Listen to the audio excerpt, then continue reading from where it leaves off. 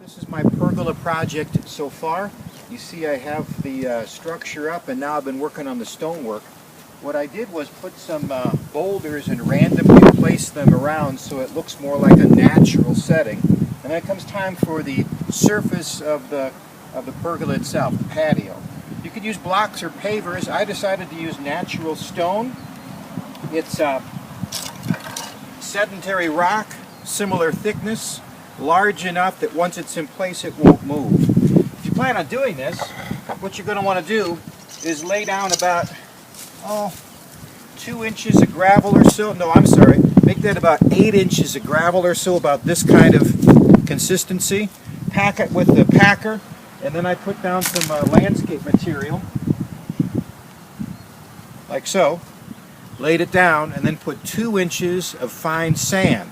Level it out, and now I'm ready to place the pavers. The nice thing about these pavers, they weigh about 100 pounds a piece, so once they're in place they're not going to move. I say pavers, they're just sheets of stone.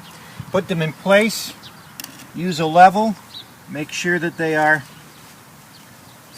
level all the way around. Once you feel that they're in good shape, I take a shim like so and make sure that I've got sand stuffed all the way underneath so there's no voids. If there was a void, if you were to step wrong, you might break one of these pavers. I say might. I just want to play it safe. Alright, so now what we're going to do is start laying stone to fill in the areas as we go. Okay, here's the piece of stone we're cutting. I always put in ear protectors when I'm cutting, and then of course a face shield. Now, if you're cutting stone, obviously you want eye protection. You can do it a couple of different ways. You can use an old-fashioned chisel and a stone. Probably the simplest way is to use a diamond blade. A diamond blade and a skill saw. This is diamond all the way around. Industrial. So it sounds like it's expensive. This blade's probably about $35. Makes quick work of stonework.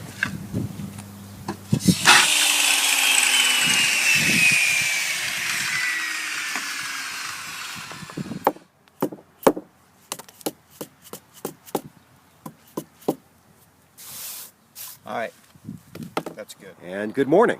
We're ready for a final step of the pergola. We've got our stonework in place. Let me show you what we've done. And so here is the stone put in place. As I said earlier, most of these stones are well over 100 pounds, so they don't really need to be anchored in place. And they all are naturally this size and shape. So putting them together is fairly easy. You just have to find the right stones. You do have to make a few cuts. Here, for example, you can see where I cut the stone. And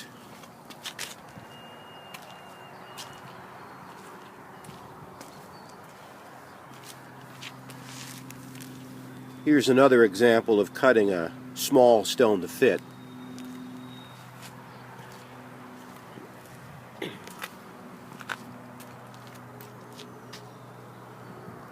After that,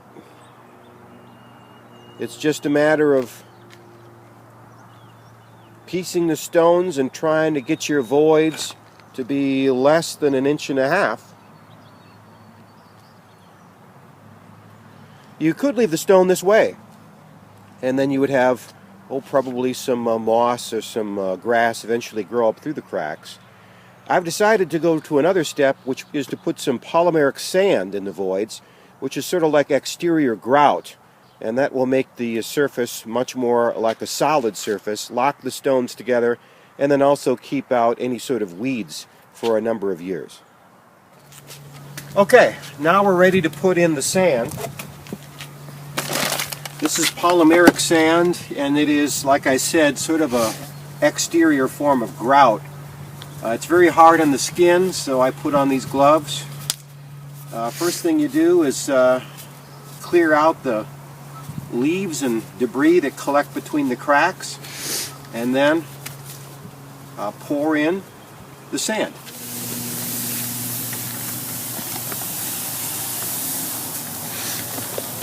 Once you get the sand dumped, then take a broom or a brush, brush it in the cracks.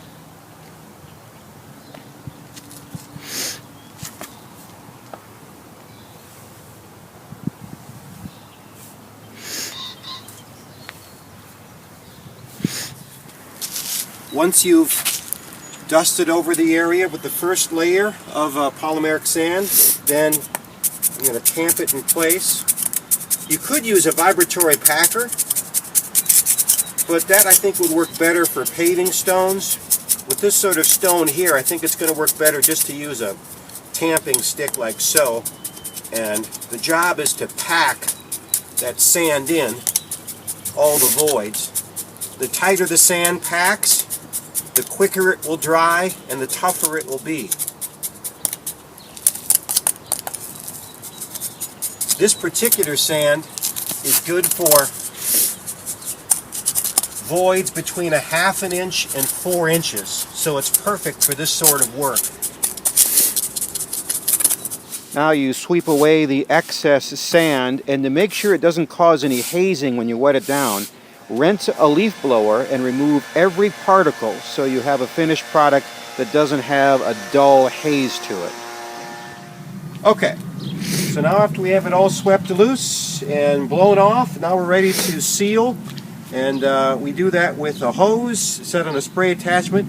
You do it in about 200 square foot increments, and since this patio is about that, we're just going to do the whole thing at once.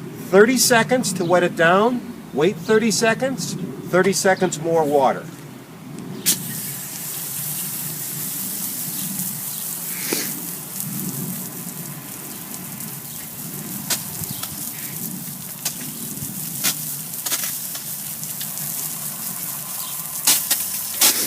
After you've finished with the hose, then take that leaf blower again and carefully blow away all the extra water, squeegeeing the surface so that when it dries there is no haze, and it looks like this.